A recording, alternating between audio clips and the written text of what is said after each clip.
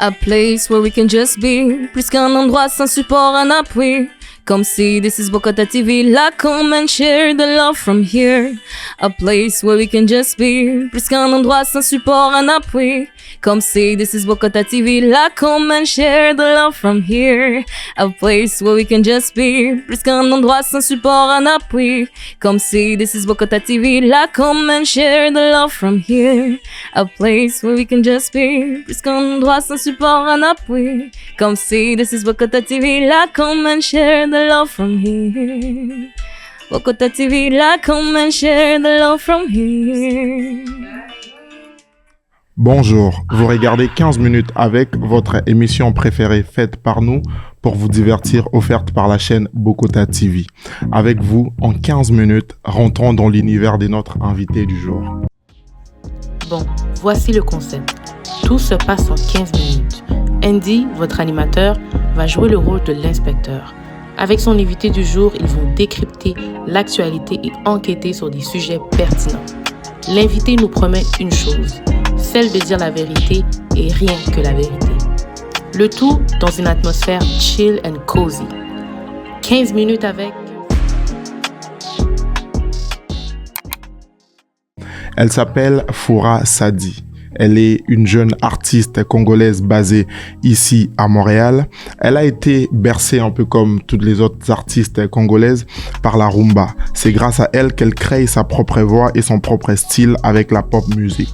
Avec 5 langues parlées couramment, Foura, à travers sa musique et ses textes, aborde plusieurs thématiques en rapport avec l'autonomisation de la femme, l'orientation sexuelle, l'amour de soi et les combats perpétuels des femmes avec leur traumatisme et insécurité.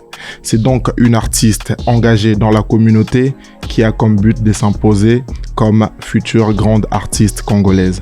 Avec elle, on va parler de la musique, on va parler de ses passions et surtout de son ambition dans ces mondes musicaux un peu compliqué où il faut à chaque fois sortir sa tête de l'eau pour s'imposer.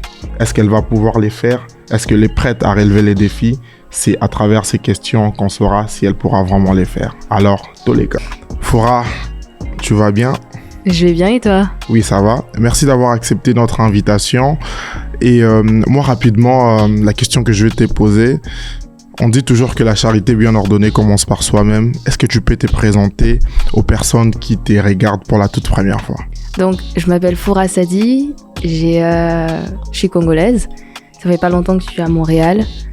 Je fais de la musique depuis toujours, d'une certaine manière, mais j'ai commencé à le prendre sérieusement il y a à peu près 1 an.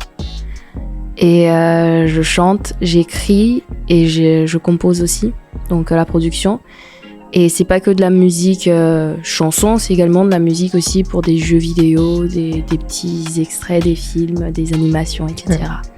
Ok, en tout cas très intéressante et c'est d'ailleurs dans cette logique qu'on voulait vraiment te recevoir, sachant que tu fais partie, comme je l'ai dit dans l'introduction, de ces jeunes artistes émergents dans notre communauté ici à Montréal. Comme tu l'as dit, c'est la musique. Moi, les discours que j'entends beaucoup quand je reçois les artistes congolais en quelque sorte, écouter la musique... chez nous, comme à la maison, tout le monde chante, ma tante, à l'église. Mais parle-moi un peu de ton histoire avec la musique. Est-ce que dans ta famille, il y a des gens qui chantent ou... Oui, bien sûr. Ah ouais? J'ai mon père qui chante tout le temps, ma mère aussi. Ma mère chante pas très bien, mais dans sa tête, elle est Beyoncé. Donc, J'ai grandi comme ça avec la musique. Et en même temps aussi, j'ai des parents qui étaient très pratiquants. Donc, on allait à l'église tous les dimanches. Et qui dit église, dit chorale, dit écodyme. Et donc, c'est là aussi que j'ai un peu découvert la musique. Mais les premières fois où je me suis vraiment dit... Je sais pas comment dire, genre je me suis rendu compte que je pouvais chanter. C'est j'avais 11 ans, c'était devant ma classe et il fallait qu'on fasse un truc dans pour valider le trimestre. Le trimestre, ok. Il fallait qu'on chante en fait, il fallait que chacun d'entre nous passe devant pour chanter. Et c'est là que je suis passée devant et j'ai chanté. Et j'avais les gens qui m'ont dit, des personnes autres que ma famille qui m'ont dit pour la première fois, ah ouais, tu chantes bien. Et c'est là que je me suis dit. Ça, c'était la première fois, c'était des gens extérieurs, pour pas la dans ta première famille fois, et tout. que je chantais devant les gens, je chantais absolument pas. J'étais très timide avant, donc Ok. c'était pas ça. Et comment, à partir de ces moments-là, tu arrives à comprendre qu'il faut faire la musique? Parce que, bah écoute, on peut te dire que oui, t'as une belle voix et tout, mais à quel moment tu décides vraiment de dire, ok, c'est ça que je vais faire? C'était surtout avec le confinement. Donc, qui disait confinement dit passer du temps avec toi-même. Et du coup, c'est là que j'ai commencé à me poser des petites questions, genre qui je suis, qu'est-ce que je veux faire. Et je sais que j'avais vu un TED Talk où il y avait une femme qui disait, je sais plus ça parlait de quoi exactement, mais je sais qu'il y a une partie, elle dit, si tu sais pas trop si tu veux réellement savoir ce que tu veux en fait dans la vie, essaye de fermer tes yeux et de t'imaginer 10 ans dans le futur. Okay. Et imagine ce que tu fais, les gens avec qui t'es. Et là, t'auras ta réponse en fait. Et c'est là que j'ai commencé à faire ça pendant les 2 semaines de confinement. Je fermais les yeux et je m'imaginais 10 ans dans le futur. Et je me voyais en fait sur scène, je me voyais dans un studio en train d'écrire, je me voyais en fait en train de faire de la musique. Et là, je me suis dit, c'est ça que je veux, c'est ça que je devrais faire. Parce que j'avais 16 ans, je crois. Et à ce moment-là, je pensais plus aller vers l'architecture et l'ingénierie parce que mes parents, ils étaient en mode, tu devrais faire ça, t'as des bonnes notes. Ok. Bien, ça me fait penser à un texte qu'on a eu quand on était en secondaire au Congo et tout. Mon fils sera médecin et tout. Ouais. C'est un peu ces combats perpétuels. Moi, j'étais politicien, mon fils aussi, on doit perpétuer. Et tout. Exact. Alors que aujourd'hui, on sent que ça évolue et tout. Chaque personne est appelée à être une différente personne. Puis par la suite, on peut rester proche de la communauté en étant artiste, en étant peintre, en étant, en tout cas, n'importe qui, si je dois les dire comme ça.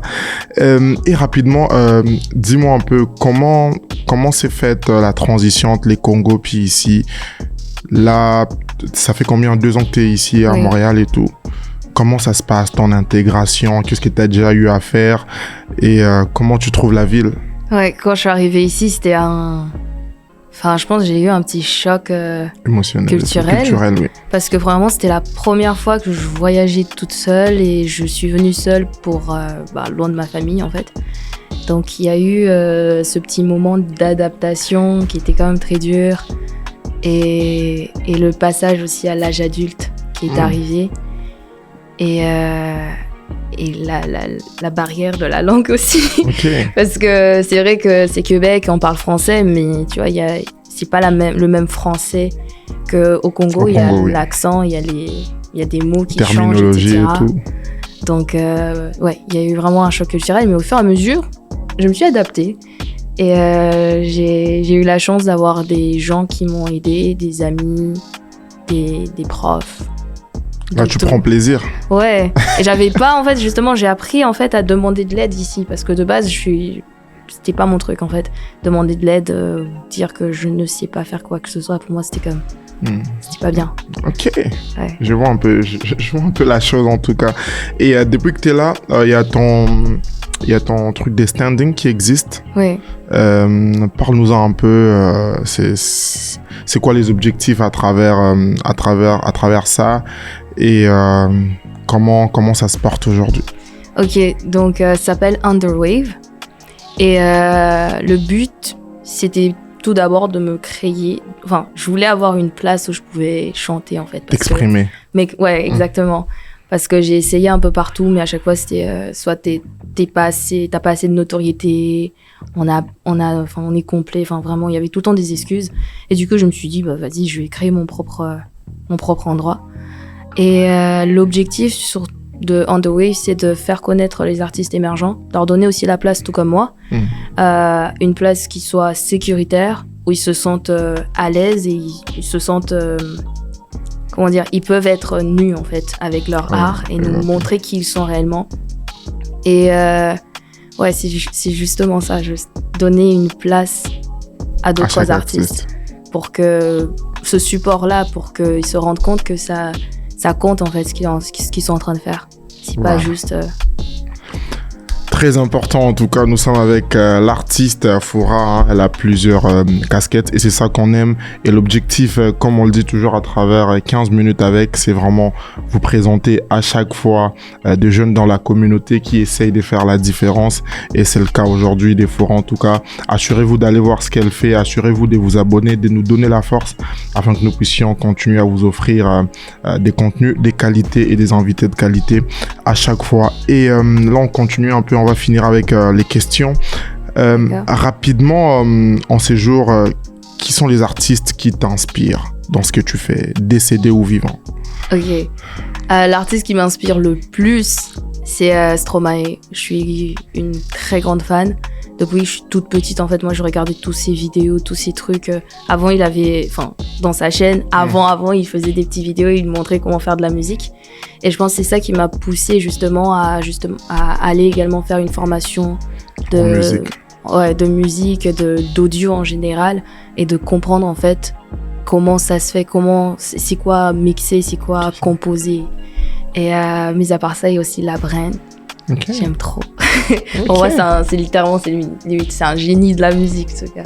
Tupac aussi, j'aime beaucoup niveau écriture. C'est Tupac qui m'inspire énormément.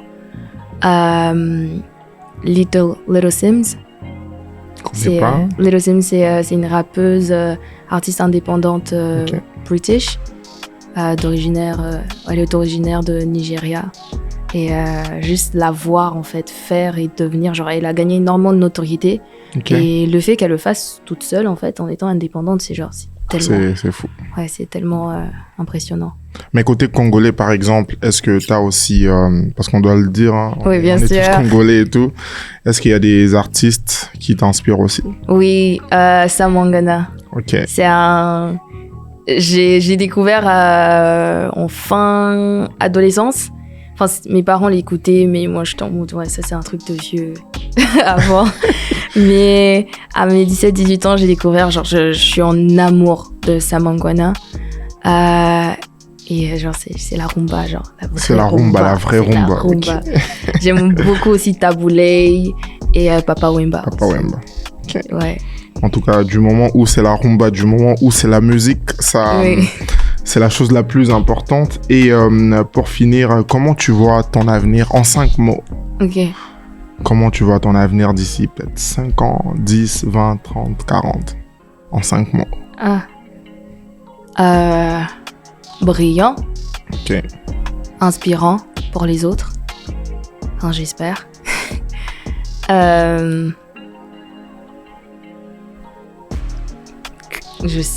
Plus clair. Plus clair, pour ok. moi, en fait.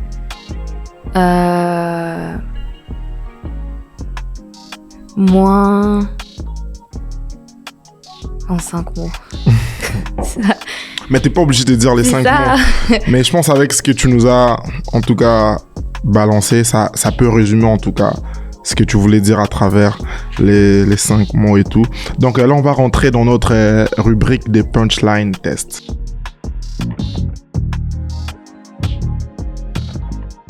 D'accord, voilà. Ok. Donc là, je vais te présenter la première phrase, citation. Et on va essayer de les décrypter ensemble. Ok. C'est les tout premiers, c'est la citation des Félix Oisé, quoi. Ok. Je le lis? Oui, oui. D'accord. C'est en lingala. J'ai un petit accent, donc... Mais je peux, hein. Vas-y. Ok, la citation dit ceci. Ata moto atamboli ndenge nini akobima libanda ya mokilité. Même si tu marches comment, tu pourras jamais sortir en dehors de la terre, de la terre en quelque sorte. Yeah. Qu'est-ce que tu penses de ça? Est-ce que selon toi, tu penses que la vie aujourd'hui, la vie d'artiste en tout cas, est-ce qu'en vrai c'est une prison ou c'est vraiment un endroit, c'est vraiment une bénédiction qu'on soit ici et qu'on crée et qu'on... C'est littéralement une bénédiction. T'apprends à te connaître et à t'aimer, en fait, via ton art. Peu importe que ce soit la musique, que ce soit la peinture, le design, peu importe ce que tu fais, en fait, t'apprends vraiment à te connaître et à être vulnérable avec toi-même. Et c'est comme ça aussi t'apprends à t'aimer. Donc pour moi, c'est une bénédiction. Tu penses que... est-ce que tu penses que c'est infini, la création et tout? Est-ce que tu penses qu'il y a des limites à ce qu'on peut faire, à ce qu'on peut devenir, ou pas du tout? Non, je crois pas qu'il y ait des limites. Les limites, après, c'est toi-même. Hein. Donc ça va dépendre de comment tu vois les choses et surtout de l'endroit où tu es entouré, des personnes avec qui tu es entouré. Et ça peut te limiter mentalement parce que ce que les gens disent, ce que les gens... je sais pas comment ils disent, genre racontent ou sèment en fait dans ta tête. Mais tu peux créer, la création en elle-même, il n'y a pas de limite. Tu peux créer sur tout et tous les temps, que t'aies 95 ans ou que t'aies 15 ans. C'est infini. Infini. Très beau message. Le deuxième punchline. Ok. Céline Dion. Céline Dion, ok. Ouais. Je deviendrai ces autres qui te donnent du plaisir. Vos jeux seront les nôtres si tel est ton désir. Ah ok, pourquoi tu m'aimes encore? Ah ça c'est la chanson préférée de ma mère. Ah ouais? Ok, tantôt tu disais, elle est Beyoncé dans sa tête en tout cas. Là tu dois nous dire un peu qu'est-ce que ça t'évoque en tout cas quand tu vois cette courte citation. Ça évoque peut-être aussi, pour moi ça me fait penser à comme se métamorphoser pour plaire ou pour atteindre l'idéal pour l'autre. En fait, que ce soit dans l'amour ou dans la vie en elle-même, parfois en fait on se perd et on commence à faire des choses et à se transformer pour avoir le oui en fait de l'autre. Des autres et tout. Oui. Tu penses que ça va faire un autre débat et tout. On va se limiter là.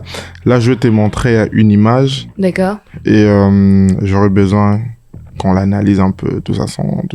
Ok. Je pense que tu peux reconnaître l'artiste. Ok. Tu connais Tchala Moana? Ben oui, bien sûr. Et ce serait analyser l'image, dire ce qu'elle m'évoque là tout de suite. Oui. La joie. La joie. Je vois une personne qui est en train de faire ce qu'elle aime, qui est dans son élément et qui est juste en train de profiter en fait. On voit l'amour et la joie qui émanent de la photo. Okay.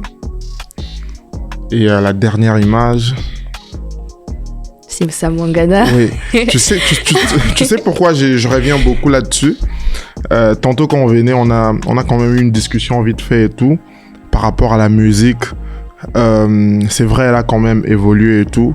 Mais aujourd'hui, on commence à le constater chez d'autres artistes, même pas nos artistes d'abord, mais il y a ces retours vers des anciennes chansons. Est-ce que finalement, les gens aujourd'hui se rendent compte de l'importance qu'avait la musique ancienne et comment elle a influé aujourd'hui, ou c'est vraiment peut-être un effet de la mode? Écoute, on va écouter les vieux, puis basta. Non, je pense pas que c'est un effet de la mode. C'est... Maintenant, je sais pas comment l'expliquer sans vexer en fait les gens, mais avant il y avait une certaine pureté et quand t'écoutais de la musique, tu sentais ce que l'artiste, genre t'avais l'impression de vraiment pénétrer dans une part de son être en fait. Okay.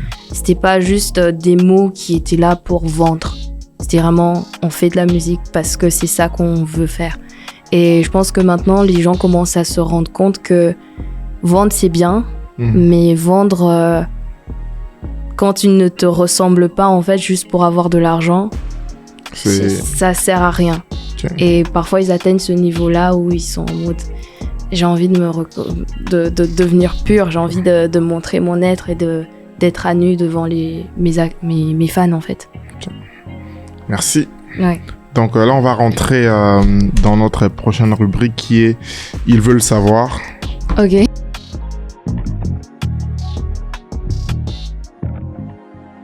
Les gens ont posé pas mal de questions, en tout cas par rapport à ta carrière, par rapport à ta personne. Puis on a sélectionné avec l'équipe de la production 3 questions. D'accord. La première, c'est Best and Worst Thing in Music. Est-ce que j'y réponds en anglais ou en français du coup? Comme tu te sens à l'aise dans la langue à laquelle tu te sens le plus à l'aise. Ok. Bah, étant donné qu'on a commencé en français, je vais continuer en français pour pas que ce soit aussi bizarre. Donc, la meilleure chose dans la musique, pour moi, comme je l'ai dit, c'est... moi, ça m'a permis de me connaître et de m'aimer. Quand j'étais plus jeune, j'avais...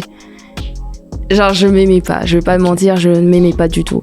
Donc, c'était vraiment via la musique, via l'écriture, que j'ai commencé à voir en fait qui j'étais. Et en voyant qui j'étais, bah, j'étais en mode... voilà, c'est pas possible, je dois aimer cet être parce que elle est magnifique. Worst thing, je dirais pas qu'il y a une pire, genre il y a une mauvaise chose en fait dans la musique en soi, mais il y a des challenges. Okay. Et notamment, le plus gros challenge, c'est d'apprendre à ne pas... à savoir, ça c'est mon opinion et ça c'est son opinion. Okay. Parce que surtout en tant qu'artiste émergent, on a tendance à... Enfin, t'as moins de support du monde. T'as beaucoup de gens, enfin tout le temps, des gens qui vont dire « Trouve-toi un vrai métier, c'est un hobby, ça devrait juste être un passe-temps. » Et il faut savoir en fait différencier que ça c'est leur opinion. Moi j'ai ma vision, moi j'ai ma réalité, c'est ici que je vais aller et c'est là que je dois aller. Ok. Intéressant en tout cas. Ouais. Bon. Moi, j'allais rajouter une chose là-dessus, mais peut-être dans une autre émission. La prochaine question, c'est « When your next song coming ?» Ok. Donc, premièrement, j'ai pas encore de chansons qui sont sorties, donc il n'y a pas de next song, c'est first song. First, ok. Et je suis en train de travailler sur mon premier single qui... je peux pas vous donner une date précise. Tu veux pas nous donner l'exclusivité aujourd'hui? Non, parce que je suis encore en train de... C'est encore le début. Ok. Donc, j'ai pas envie de dire quelque chose et après être en mode... Putain, j'ai dévoilé beaucoup trop. Ok.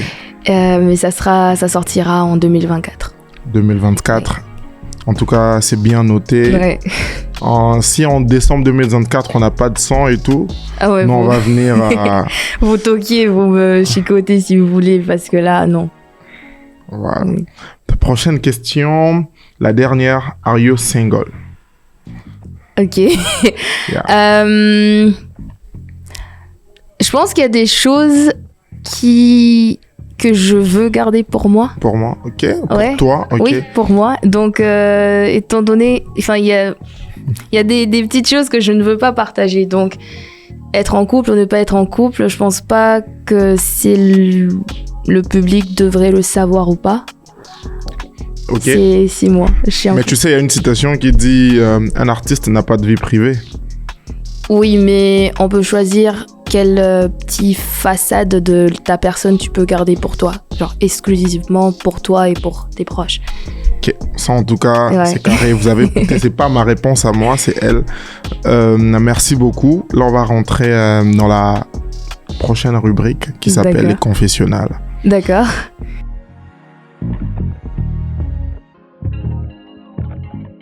Avant de commencer, est-ce que tu nous promets de dire la vérité, rien que la vérité? Oui. Ok, parfait. Ça va être en mode vrai ou faux. D'accord.